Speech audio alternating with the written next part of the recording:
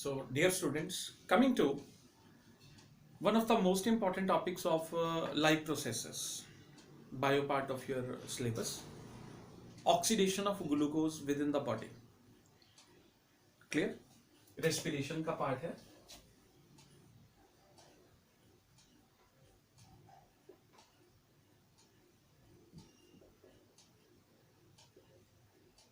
Respiration. जैसा कि मैं आप लोगों को पहले भी बता चुका हूं कि respiration basically is an oxidation process.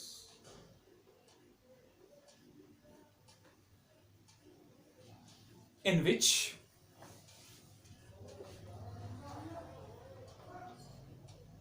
glucose present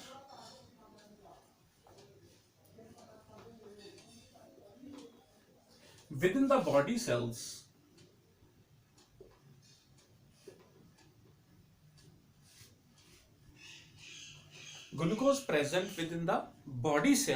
is oxidized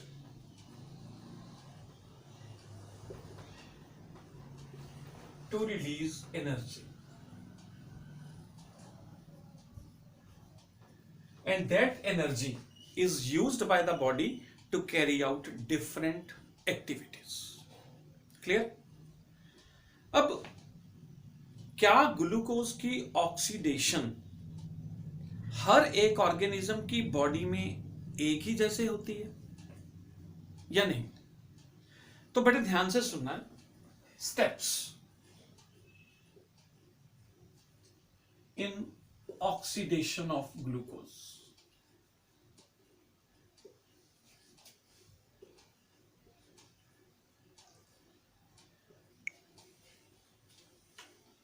Step number 1. The step number 1 is glycolysis.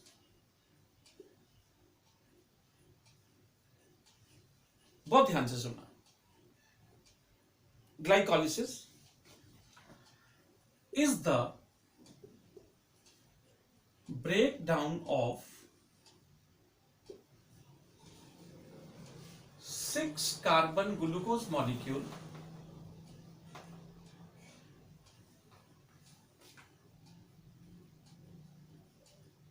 into 2 3-carbon pyruvate molecules.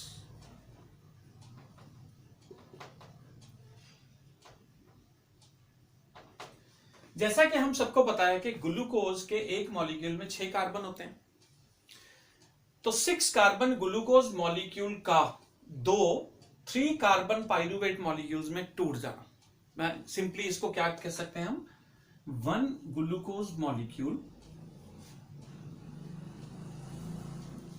breaks down to form 2 pyruvate molecules.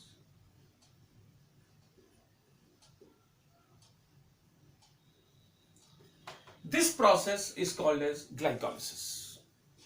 अब इसमें खास चीजें क्या क्या हैं? पहली बात, the process of glycolysis takes place in cytoplasm. पहली बात तो ये साइटोप्लाज्म में होती है सेल के, क्योंकि ये सारी की सारी हम लोग जो पढ़ रहे हैं सेल्यूलर रेस्पिरेशन है, तो it takes place in cytoplasm. पहली बात. दूसरा, glycolysis is a common step for all types of respirations.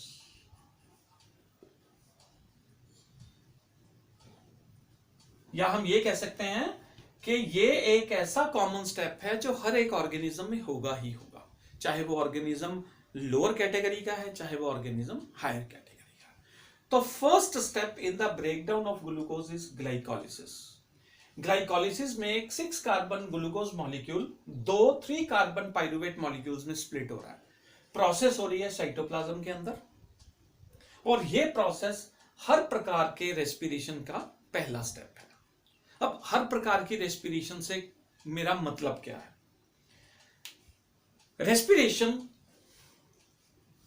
दो प्रकार की है। अब चलते हैं स्टेप नंबर 2 पर। पायरुवेट मॉलिक्यूल्स बन गए साइटोप्लाज्म के अंदर। अब चलते हैं स्टेप 2 पे।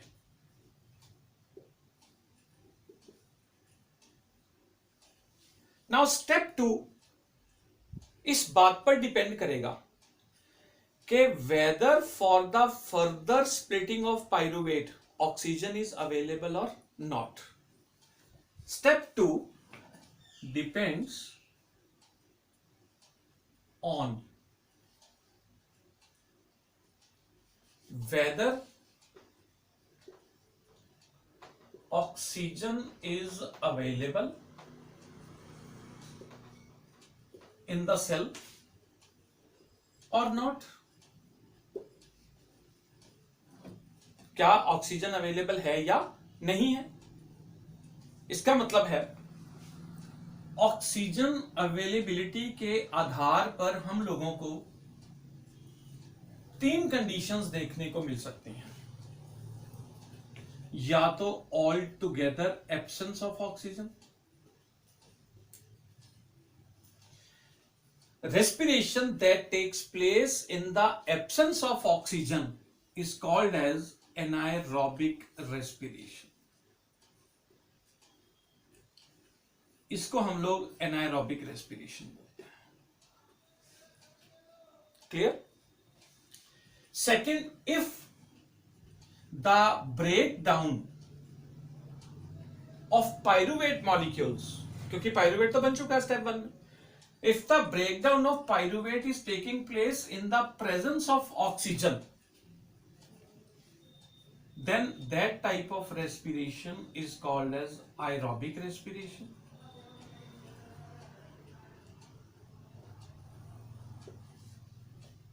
And step number 3 is lack of oxygen, oxygen की कमी। फॉर एग्जाम्पल इन मसल्स,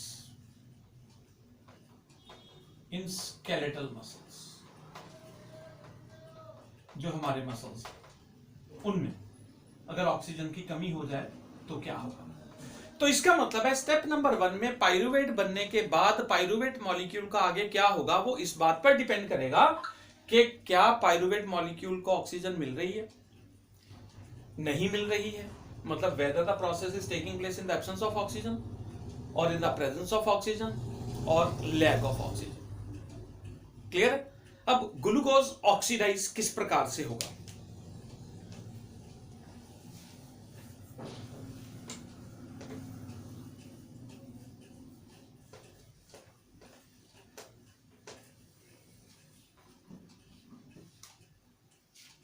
हमारे पास है glucose, 6 carbon molecule,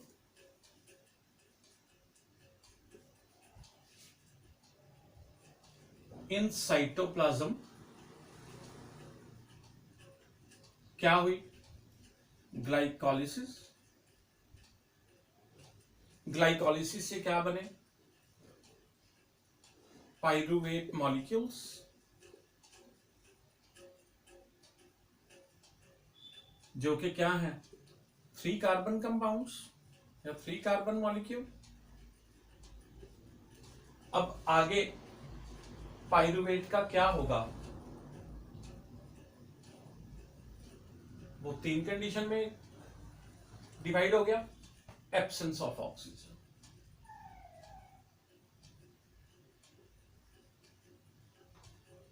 in the lower organisms.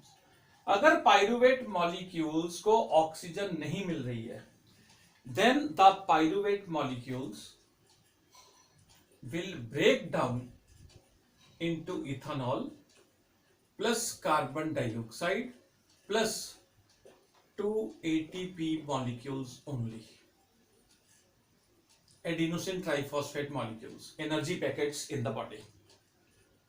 ठीक हो गया? अगर पायरुवेट मॉलिक्यूल्स को ऑक्सीजन नहीं मिल रही है तो पायरुवेट एंटीबॉडी किसमें ब्रेक डाउन हो जाएंगे? Ethanol, carbon dioxide plus 2 ATP molecules release हो जाएंगे।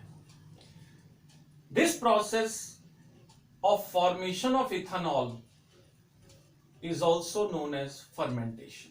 इस प्रोसेस को फर्मेंटेशन भी कहा जाता है।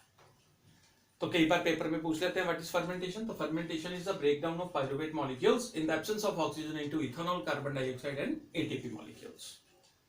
अब ये तो हो रहा है lower organism. Presence of oxygen, अगर ऑक्सीजन पायरुवेट मॉलिक्यूल्स को मिल रही है तो पायरुवेट मॉलिक्यूल्स उस ऑक्सीजन के साथ मिलकर क्या बना रहे हैं? Carbon dioxide plus water plus 1 glucose molecule की ब्रेकडाउन से 38 एटीपी मॉलिक्यूल्स बन रहे हैं। So much large amount of energy is released in the higher organisms. This is the basic difference between anaerobic and aerobic. So this is the step of anaerobic respiration, and this corresponds to aerobic respiration.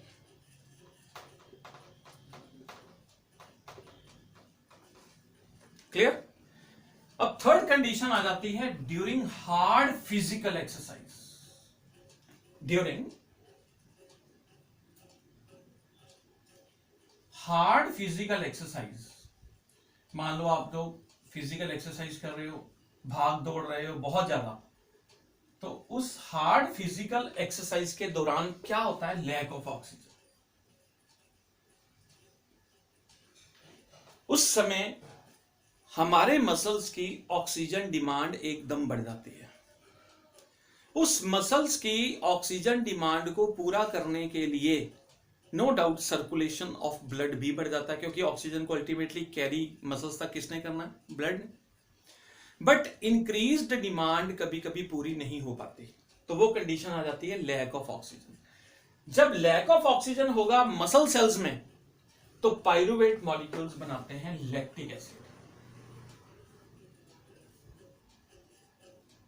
क्या बनाएंगे? Lactic acid. इन्हीं lactic acid के कारण ultimately हमारे muscles में cramps पड़ जाते हैं, खलियां पड़ जानी, leads to cramps ultimately. So in this way, glucose is oxidized in the body in all these steps. This flow chart is very very important from examination point of view. इसमें ये जो term ATP आ रही है, ATP का मतलब होता है adenosine triphosphate.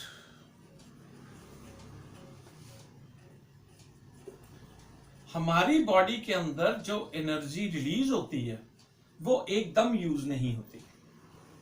मैं आपको कंपेयर करके बताता हूं। मान लो आपके पास एक कागज का टुकड़ा है, आपने उसको जला दिया, क्या होगा? कागज का टुकड़ा 5 सेकंड के लिए जलेगा, हीट एनर्जी रिलीज होगी, एनवायरनमेंट में लूज होगी, कोई फायदा नहीं होगा।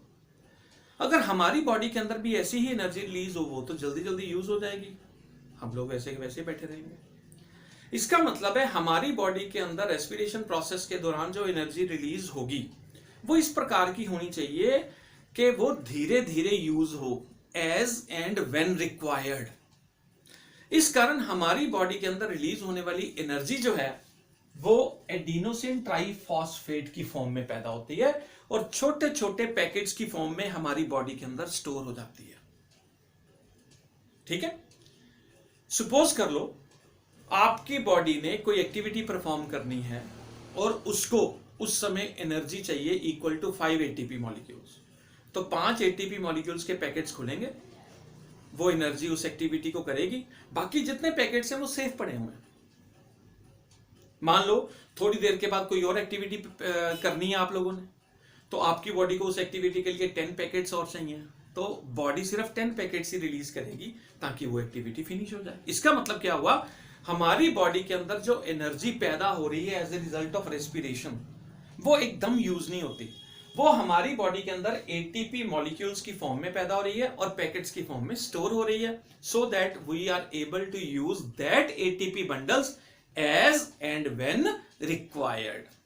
तो ये फ्लो चार्ट बहुत बहुत इंपॉर्टेंट है। क्लियर होगी बात? नोट कर लेना अच्छी तरह से।